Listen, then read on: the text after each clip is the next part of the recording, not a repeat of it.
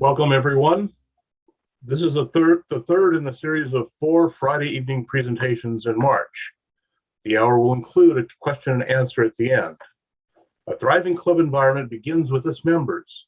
High engagement drives member achievement, which leads to membership growth and a strengthened community. In this session, we will develop strategies for retaining members and re-engaging past members. Jim has been a Toastmaster in District 3 since 2006 and resides in the northwest part of Tucson. He was our district director from 2019 to 2020. Currently, he is a member of 2 clubs in the Tucson area, and he chartered both clubs in 2013. Both clubs will be celebrating their 9th anniversary this coming April. Let's welcome Distinguished Toastmaster, past District Director, Jim Eng. Thank you, Mike. Thank you. Good evening. It's so good to see all of you. So again, this is since we have a small group and I can pretty much tell that, and I'll just ask the question. You can raise your hand or say yes. How many of you are current club officers or have been a club officer? Okay, that's great. Because you don't have to be a club officer to learn these strategies. Now, I'd like to share my screen. Okay. So our agenda for this evening is about member engagement and member retention. We're going to retain members. Having an engaged membership leads to higher retention. High engagement in turn drives member achievement, which leads to club growth. The purpose of this session is to provide you with some insight in developing strategies for retaining members and re-engaging past members. I'm going to just talk in general first regarding, let me stop for a second. 3 simple strategies that will help engage our members. Number 1, we should all our clubs should be finding out what our club members' needs are. What are their goals? What do they need? Why are they there? So remember that. It's what are their needs, but also what they don't need. I'll give you an example. I had a member, or if you want to call it, someone joined my club. She specifically said that her goal was to just improve her presentation skills and gain confidence standing in front of people.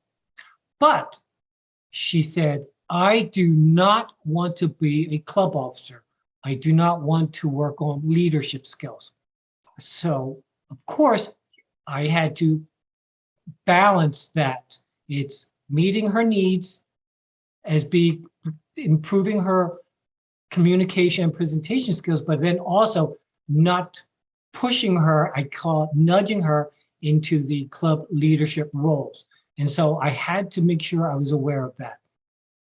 Now, the second item we should all encourage is to make sure that we have fun meetings. Now, what does that mean? I've heard that so many times. We have fun meetings. Well, give me an example. And some people have themed meetings like St. Patrick's Day meeting or Halloween themed meetings. One of our traditions that we do at my club is we do birthday celebrations. We don't ask what day, we just do a birthday month. So if Barbara's birthday is March, and Mike's is in April, we will have a birthday celebration. We will announce it. And I usually have, since Zoom, I bring a little cupcake with a candle and I hold it up and then we all sing. So it's kind of like something fun that they look forward to. Every month, there's always someone's birthday. In the past, when we met in person, Carol, my wife, would bake a cake. I would bring it into the meeting and we get to enjoy a birthday cake. So that is something fun that we are known for. And so I want to make sure that we understand what having a fun meeting means. And the third simple strategy is to ensure that our meetings provide a safe and supportive environment. Now, I know that most clubs or all their clubs should read the mission of their Toastmasters club is to share to have a positive and supportive environment for all members. And so, but we have to make sure that if we ever have a new member or a member give a harsh or very critical evaluation, it can be a very it can impact that person's, feelings. I know it's difficult. And so I've seen some members where they will no longer come back and they'll say, well, I was offended by so-and-so's evaluation.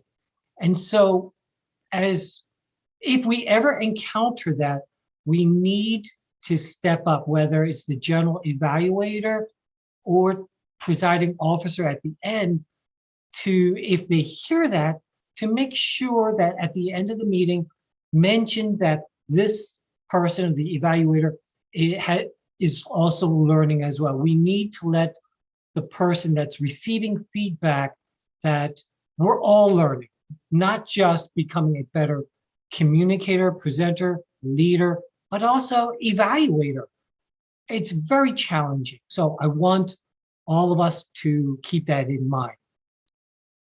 Successfully recruiting new members is a function of good marketing. It is a critical factor in our club's success, but membership retention is the most crucial factor if you want your club to thrive. Having a solid foundation of engaged members will stimulate member growth because prospective members will see meetings and events that are fun and hear about the great member experience your club offers. At this time, I'd like all of us to respond to this question. We're going to just have a room discussion or an activity. What brings people together to Toastmasters and what are their goals? So anyone can just raise their hand, speak up. We're a small group. So go ahead, unmute yourself and say, think about your club, one of your clubs. If you belong to multiple clubs, what brings people to Toastmasters and what are their goals? I'm going to speak up first. Okay. The reason most people come is to help with their presentation and their communication skills. I know for myself, that's why I am in Toastmasters, so I could eliminate my filler words. But then, excuse me, for a year and a half, nobody asked me what my goals were. And then somebody at conference took me aside and asked me what my goals were, and they set me on my path. And that's very important because if you don't know what their goals are, how are you going to help them? So true, so true. Does anybody else want to either add to that, or do you know of any other members in your club that have different goals and what brought them to your club? I'll go ahead and answer that. I have been a member of a number of different clubs, and in every club, when a guest comes, we always ask them, what are you looking for? Explain to them how Toastmasters can help them with their particular thing. Just as an example, we had an occasion where we had 2 beauty contestants that joined one of my clubs that wanted help with table topics. They wanted to be able to answer the questions, how to answer them quickly, easily, to make sense, to make it a full statement in a short period of time. That's what they needed to practice. So in every one of the meetings, we ensured that those 2 got at least one, if not two, table topics questions. And we always took a little bit of time after the meeting to explain to them what went well with their answers and what did not go as well with their answers. So making sure that you find out why that prospective member is there helps you to know how to, as you said, market to that particular member. So true, Mike. Thank you for sharing that about the beauty contestants, what their goals, and then explaining how Toastmasters can help them achieve their goal. Barbara, do you have anything different or anything to add on to that? My first Toastmaster meeting was an invitation by someone who was speaking, but I had just recently moved to Arizona, did not know anyone, and not only was interested in hearing my new insurance agent speak, but also I was not prepared for finding a room with 35 to 40 people in it. And they were all smiling. They were all happy to be there. And it was that way consistently every week for the 12 years that I went to that club after that first meeting. I learned how to build my own self-confidence, and I didn't even realize I was doing it. It was 18 months after I joined that I one day looked in the mirror and said, "Oh my gosh, I've changed. I didn't even recognize it happening to me, but I am not the same person today." And it has continued to do that. So a seasoned Toastmaster is a wonderful thing, but you never stop learning new things. You continue to improve constantly, and that's what I love about it. Very good. Thank you. So please take a look at this pie chart. This pie chart I got from it's the 2020 member goals report from World Headquarters. Okay, I'd like you to take a look. And if we start from the right, where the big part, the gold, yellow, 30.7% of the respondents said that their goal or reason for joining Toastmasters was to build confidence for public speaking. And then the next pie part is 29.7%. They said they wanted to become a more effective speaker. And then the next piece is 10.5% improve presentation skills. Now, if you look, those three pieces, 30, 60, over 70% is about building confidence, becoming a more effective speaker, improving presentation. It's all about speaking. And of course, then the green part is improving leadership skills, 10.37%. The pink, 6.96 is, they said they came because of professional goals. Professional meaning whether it's for work and they need to, whether it's for advancement, promotions, and so they came to Toastmasters. The blue, increased fluency. To me, that's more about improving their English fluency speaking. And build social connections at 2.6%. Networking with others, 2.04%. Developing motivational strategies, 1.75%.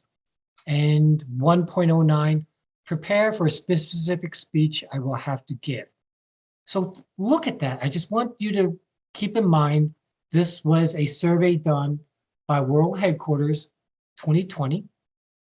Now, I would have thought the social connection was going to be a little bit hard because I have several members in my club that they stay in Toastmasters because of the social aspect. And just so you know that not everyone came to Toastmasters for those top three, okay? We're going to use these goals in another exercise. So we're going to select a goal from the members' goal pie chart that whatever you think represents the most popular goal from the club. And then we're going to answer some questions on the next slide. So I'm going to go back, take a look at this, pick one. Maybe we can, as a group, maybe since we're a small group, which one do you guys want to pick? Because we're a small group. Which one do you want to, well, as in? You know what's funny for me is I find that the presentation skills is lower Mhm. than because a lot of people that come in my clubs, they want to help with the presentation skills. Mhm.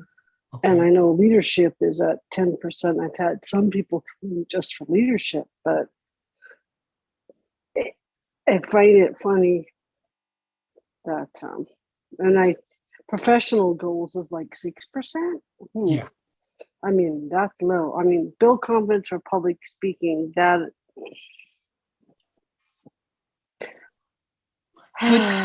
Good observation, Shelley. Good observation.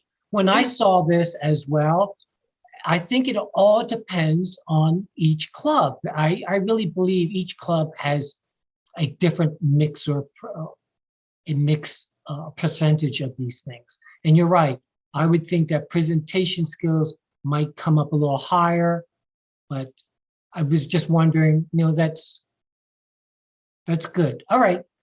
So let's just we can pick confidence. How about that? Let's just choose that. The next slide is as a discussion. So the first question is, what does your club do to support a member in achieving that goal? And I know Mike had started that. So Mike, you talked about the beauty contestants. Yes. When we're talking about helping them to gain confidence, the biggest part of that is, of course, the evaluation, the feedback. Most people, when they are practicing things, don't get feedback. They can say, somebody will say, well, yeah, you did that good. That doesn't help them.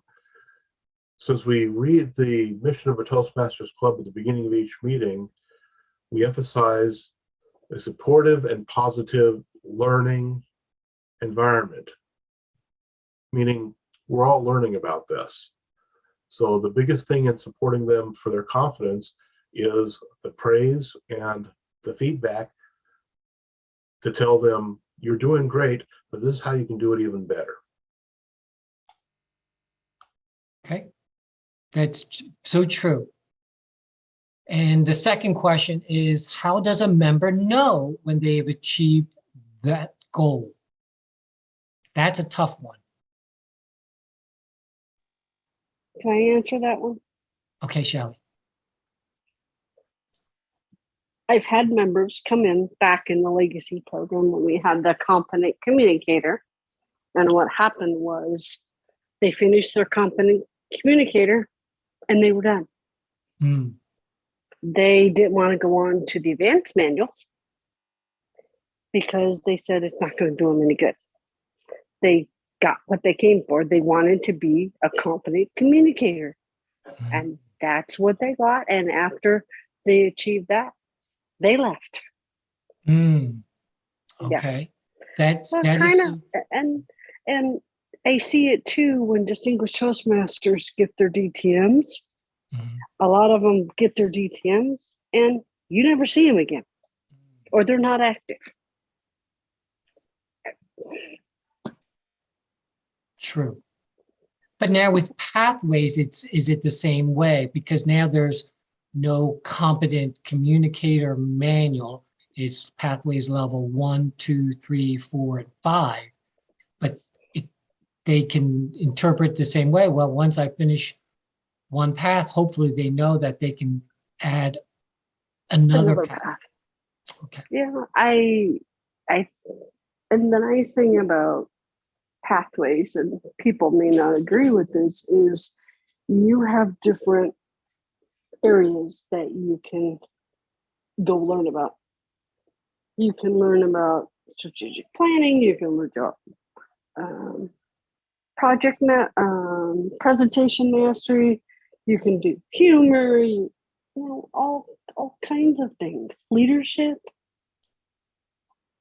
Becoming a professional speaker. There's all kinds of things that people learn, and I think what Toastmasters did is they took that pie that you had, yeah. and that's how they created pathways. That's where the subjects came from. Mm-hmm.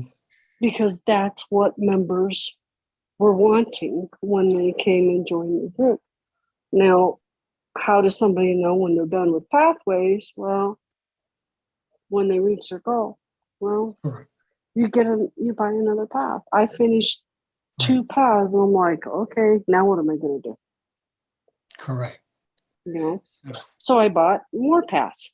Correct. So I can learn more. And that's what you do. If you want to learn more and be a better speaker, that's what you have to do. Correct. Okay. Thank you, Shelley. Next, the third question is, what are the milestones on the way to achieving the goal? What are the milestones? I would think that in pathways, we just, as we complete each project, we can see our completion percentage. But of course, that's completing pathways. But in terms of their goal, whether it's becoming, a more confident speaker, that's the only way. Confidence is an intangible thing that you can't measure that, and you can only hopefully use pathways, those level completions. And Barbara, how does your club know when a member achieves the goal?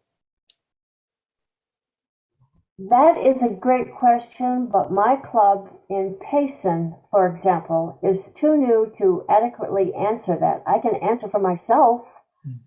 I can say that using pathways, I've noticed each project in any given path becomes more intricate as you advance from one level to the next.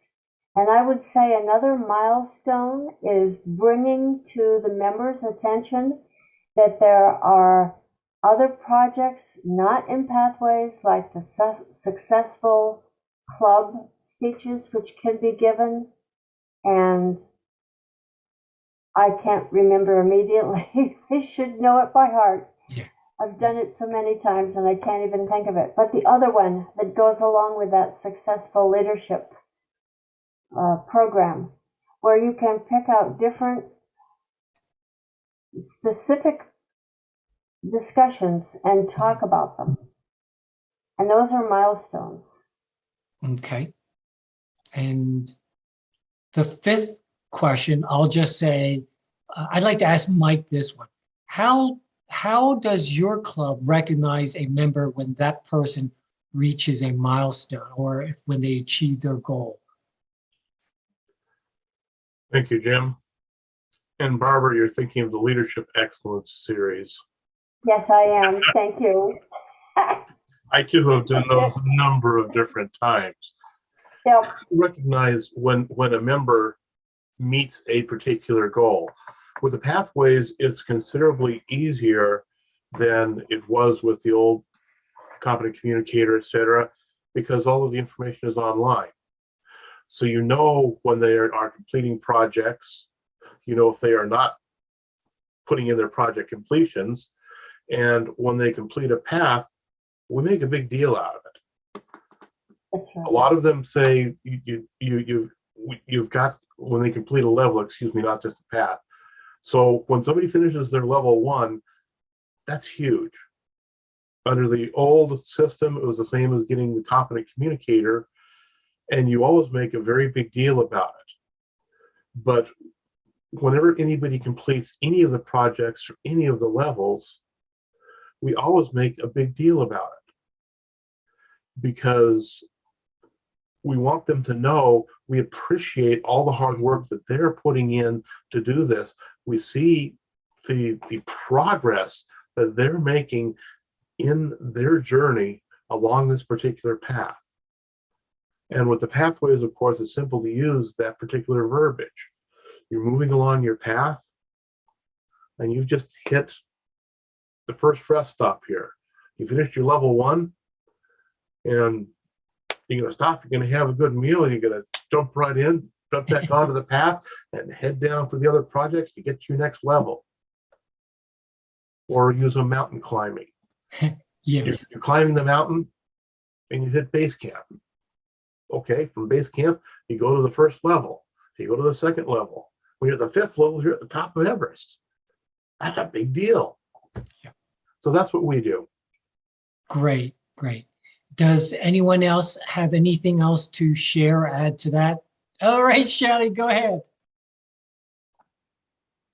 When one of my club members finishes a level, I am Vice President Education, so I do get notified when they complete a path or a level. What I do is when I receive that email after it's submitted, I send that email out to the whole club and I congratulate them on achieving their goal of completing that level.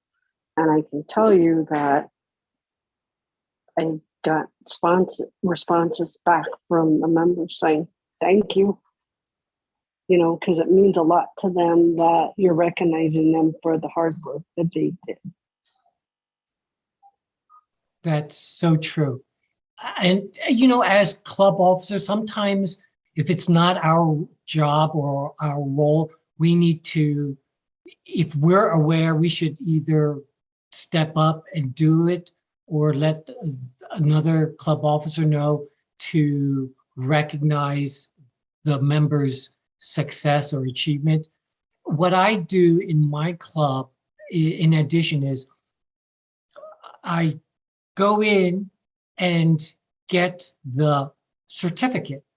And then, because if you're a Pathways Base Camp manager, you can actually go in to that member and launch their path, and you can then see and then download their certificate. And then I usually save it, and then I bring it to the club meeting virtually and share that. So just so you know, you can do that. And the other thing I do is I have a Pathways member achievement chart I created on a spreadsheet, and it shows kind of like everybody's level completions. And so that I send it out maybe quarterly so that everybody can see all the members' names and level 1, 2, 3, 4, 5, and so that way they can see how they're progressing. I think that the online Basecamp manager report is too difficult for us to be able to extract and share with the club members. It's just, that's my opinion. I don't know if you guys have anything easier. Yes, Barbara, go ahead. Unmute yourself, Barbara. I was just saying I agree. It is too difficult, especially for a new member. They really won't understand that. Okay, I'll share with you guys an example of one of the spreadsheets that I do for my club. Okay, I'll send that to you after the meeting. Okay, now let's see. All right. So Shelley, this slide is just retaining members. It is so important that we connect the members' goals to how they can be recognized, well, how Toastmasters can help them achieve their goals. And also, it is so important that we recognize their success because that will keep them engaged. Next, re-engaging past members. It is an inescapable fact that some members will transition into past members. The question is whether we can keep them involved and maybe get them to become active members again. I know it's a challenge. Now, Shelley, you may not be able to see this slide. There's 3 questions, but let's just talk through the first one. Why do members not renew? Why do members not renew? And let me stop sharing and go ahead, Shelley. Why do members not renew?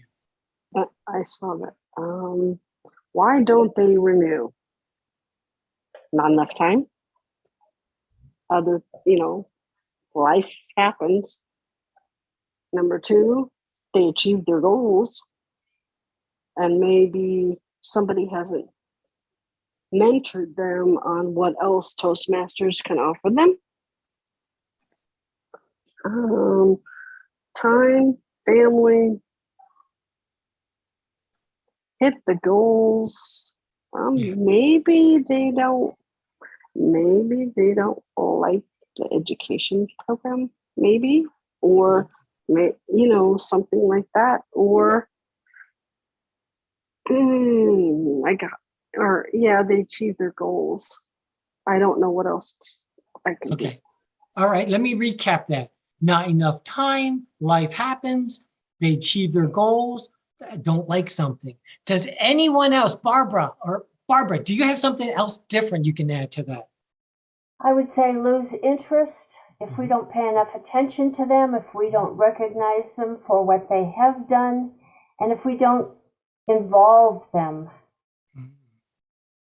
So true. I like that. I had a history teacher in high school. I realize this has nothing to do with Toastmasters, and yet it does. I didn't like that history teacher. He talked to everyone else in the class, but not to me. And so I didn't want to play. I just didn't want to answer him when I was number 50 on his list, and I didn't like it. I like that. Barbara, thank you for sharing that story. I really like that.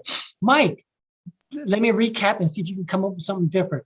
Not enough time, life happens, achieve goals, don't like something, lose interest, didn't pay attention to me, and didn't get me involved. What else have you experienced? The biggest thing that I see is that the members that are not renewing don't feel that they're relevant to the club, especially with the more experienced members. As Shelley said, someone gets their DTM and you never see them again.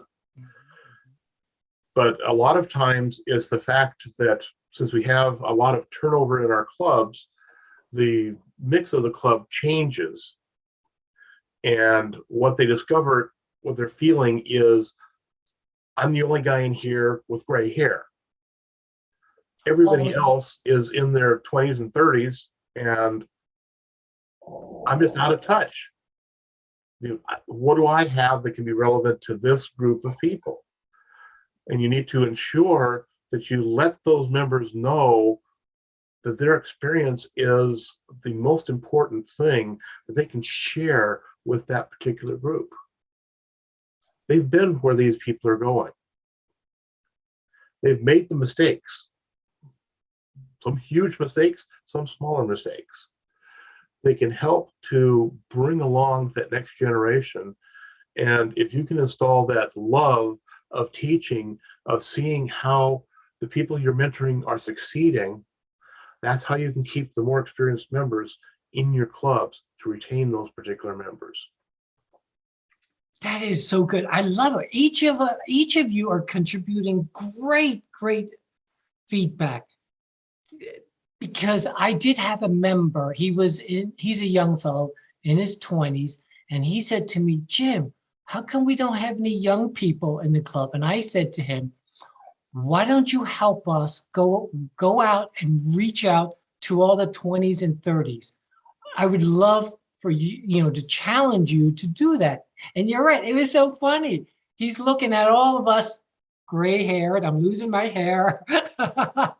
And he says, I want a club with 20s and 30s. I said, then that's your job, go for it. But let me add one more that I've experienced. How about people not renewing because they didn't like some politics within the club. I've seen some where there have been members butting heads, whether it's within the club or within the district, and they just are fed up with it. So I call that politics. And so I've had members say, I don't want to be a part of this club anymore. I don't want to be part of the district anymore because I don't like the politics. So how about that? Is that okay? Do you guys agree? Yes, go ahead, Barbara. Thank you. One more thing. I just got a renewal from someone at the Payson Club the other day, and while we were having lunch and talking, the person opened up to me and let me know that this person was intimidated by another member in our group, in our club. And I was kind of taken aback because I thought we were all nice and friendly. And I said, is it me? And the person said, oh no, definitely not you.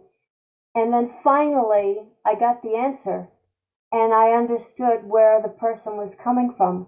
I hadn't noticed that before, but the person was intimidating this person who was hesitant about renewal. I got him though. Good. But I had to explain both sides of the story before I could make this person understand why things looked the way they appeared, but were not in fact that way. Yes, that's true. Okay. Let me go back to my screen. Let's see. Sorry. I No, didn't mean to that's detain you. okay. Let's see. How are past members current? Do any of you, have you ever experienced past members getting involved? How do we re-engage past members? So let me tell you what my experience. Once a member leaves, this is my experience. It's been difficult to get them to come back, even though I will reach out to them, whether email or phone call and say, hey, it's been about a year. Would you consider coming back? It's most of the time they'll say no or don't respond. Have any of you had any better luck with re-engaging past members? Re-engaging past members is one of those things that's a little bit difficult, but with the Free Toast Toast site, you can move them from being members to past members and send emails out to the past members. One of the things that we use that for in our club is to invite them back for our anniversary parties, especially if it is a round number or a big number or whatever it is. In one particular case, in one of my clubs, we had a 7-year itch anniversary meeting. It was our 7th anniversary. And we said, that's what we're going to do. So we invited anybody who is a member, has ever been a member, past members, people walking in the street, anybody and everybody, just to have fun with us and to celebrate our 7th anniversary.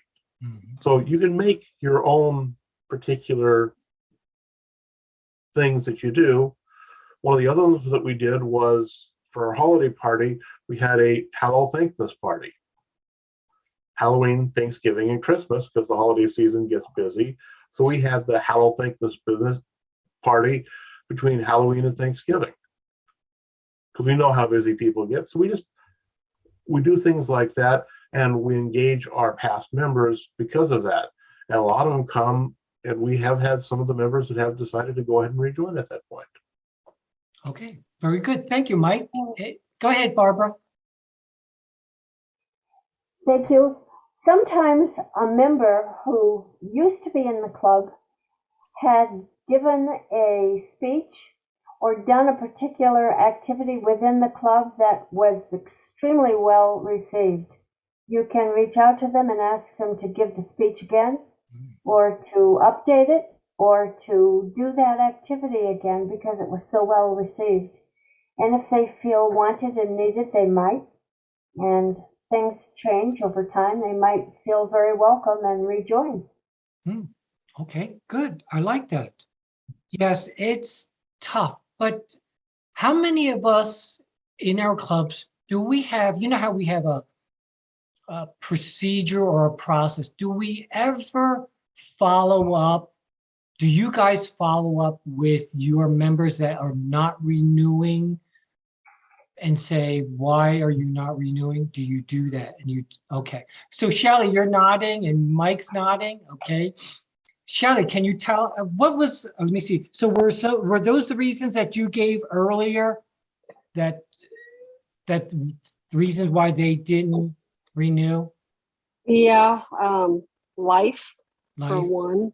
I know two of my members in my club now. One moved to San Diego for a job, and she hasn't been back because her mom and dad are having health issues.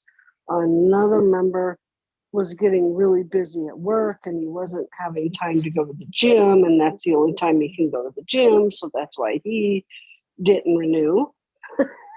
So those are just some of the reasons. It's sometimes life happens, and what do you Okay. it's life. I mean, Okay. and they said that they would come back once their schedule got flexible. I know another member, she hadn't been coming because she had COVID and things, but she said, okay, I'll renew. She goes, I'll renew if you have me. Let me know when dues are due, and I'll come back. I'll probably come back in April. I said, okay.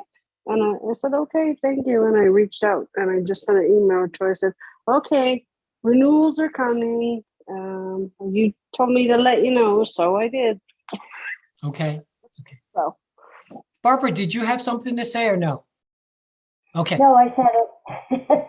Okay. Let me go back to my screen. Let's see. Let me go to the next slide. I know I had a couple questions. We don't have to answer all these questions. I'm looking at the time. We're still doing good on time. It's 7:20. Let me look. Maybe we could pick out some questions. What are our club's goals for re-engaging past members? How do you find out why a member does not renew? How do you, okay, okay. What are our club's goals for re-engaging past members? Well, I don't know if that's a club's goal. Maybe you do that during your club officer meetings. And how do you find out why a member does not renew? Just ask. How do you regularly communicate with past members? I like what Mike Camel suggested about using the free toast host, using that. And why would a past member rejoin? Let's talk about that. Why would a past member rejoin? Go ahead, Shelley. why would a past member rejoin? Well, they need to work on their communication skills again and their filler words, or their mentor asked them to come back to Toastmasters So true. because we miss them, or I need help with the club. I need help with mentoring. Can you come help? Does anyone else have anything different to add about why rejoin? So I have one. Let me think. Need work on communication. Yes, go ahead, Mike. The biggest thing that I see that past members rejoin, they come back to a club meeting and they miss us so badly. They say, okay, I'm coming back because I miss you guys just so much. Great. Here's the application form to rejoin. That is so true. I've had several members rejoin after being gone, like a hiatus. I had a member, she got married, had a baby, waited till the baby was old enough to be independent, and she came back. She said, now that my child is old enough to go to school, I can then come back. And so she just needed to re-engage with adults. I think that was her word. She says, I need to stop talking baby talk, or, because when you're a mom, stay at home, that's all you do is baby talk or child talk. And now she wanted to get back into adult communication. So I thought that was kind of cute. So I wanted, go ahead, yes, Shelley. When you said that, I've heard that from folks because they want to get away from the kids and things. But I know, like Michelle Zalek, she teaches music to students, kids in elementary school and what have you. And she enjoys Toastmasters because she can engage with adults. Yes, engage with the adults. Very good. All right.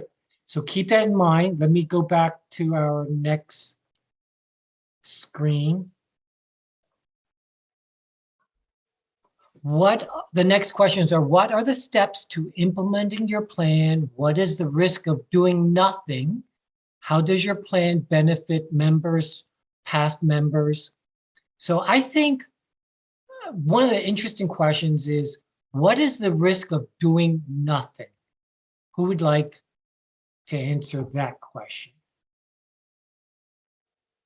I'll answer that, Jim. Go ahead. We all want to answer that one.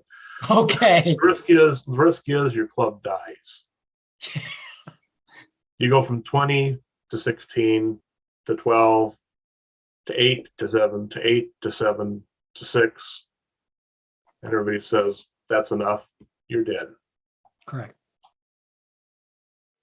Barbara. If you do nothing, that's what you can expect. Nothing. Nothing. We I are like constantly looking for new members because people move or they pass away or something else happens, their work hours changes or whatever, and they literally cannot be there for a legitimate reason. So we not only want to refresh our blood, if you will, with new members, but we also want to grow our club and become successful.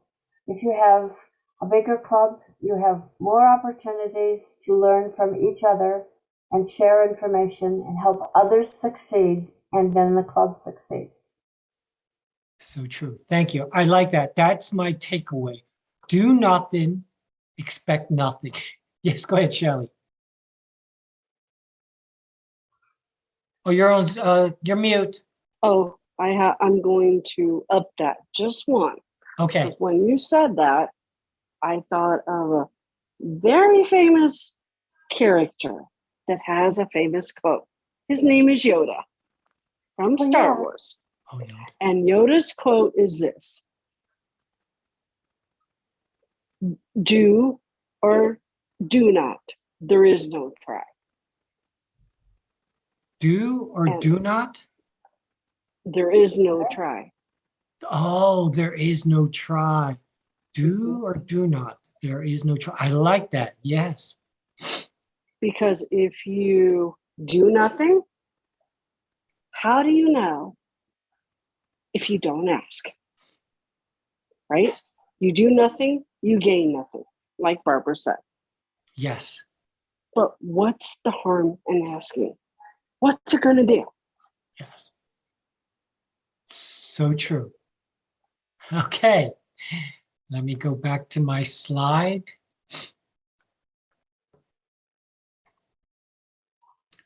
So in review, re-engaging past members, build opportunities. Let's see. For past members to reconnect with your club. And so my notes that I remember was basically what Mike had said is re-engaging them, reach out to them with any past, regarding any events, upcoming events. And I liked Barbara's response about reaching out to them, that, they asking them to come back. They gave they had given a wonderful speech, maybe give it again. And that is really a compliment. You're making them feel appreciated or important. And I think that's good. So let's see. All right. So now we're coming to the end. What is one thing you learned from the session that you will implement in your club? And stop the sharing. And we're at 7:28. I know we started 5 minutes late, 6:35, something like that. So that is what I was able to obtain from this session, or this module is improvised. I modified it to fit our time slot. I took it from Toastmasters International. So you can tell I cut pieces out to cut it down. And so I hope that we all have learned a few things, but we learned a lot from each other. It's what we share from our experiences that will help each of us and our members from our district in terms of engaging their current members and re-engaging their past members, and hopefully that their club will thrive. Any other comments? I'd like to open it up now. That any takeaway that you'd like to share with your clubs? Go ahead, Shelley. I think everybody needs to use that spreadsheet that you have. Oh, okay. All right. I really, truly believe, and maybe that is something that they could put into TLI for the Vice President of Education. Oh, I like And that. you like that idea? I did Yes. too. And to put it in TLI, that way all the the VPE is the one who's very important, because they're the ones that are doing the education. And I think it would be a good tool for them to use. I know it'll help me. When I do those reports, I'm like, and I have members ask me what their progress is, and I had to show them how to go in there and get it. I said, okay, here's your path. Here's your project. This is what you're going to be doing, and this is what you have to choose from. It takes forever for that thing to refresh. And if I just have a spreadsheet that's going to tell me all the projects, and I can tell them, okay, here's a project. But a lot of times they want to see the details, but I tell them, just go in there and look, because you can look now.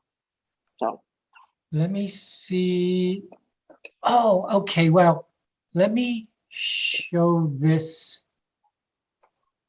Let's see. Let me show. I think I found it. Let me just go back to my Zoom so that I could share that with you. Let's see. Share screen. Let's do this. Let's see if you can see that. Can you see this? Yes, Yeah. we can. See it. Okay.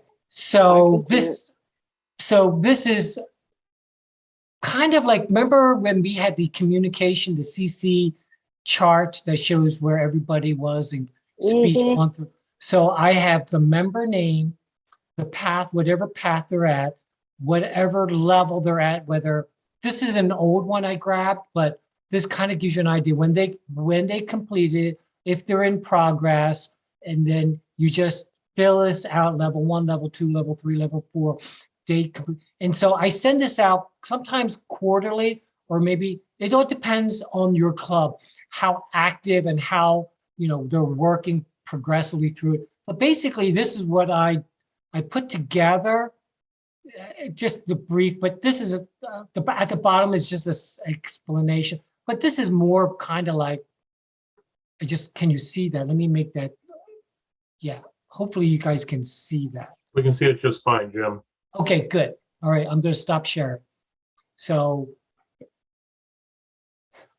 that is what I have for tonight. If not, I appreciate all of your participation. I really do, and feedback. I took lots of notes, and I'm going to type it up. If you want, I'll type up like a summary, and I'll send that to you as well. That's nice. Thank you. This concludes our presentation for this evening. Thank you very much, Jim.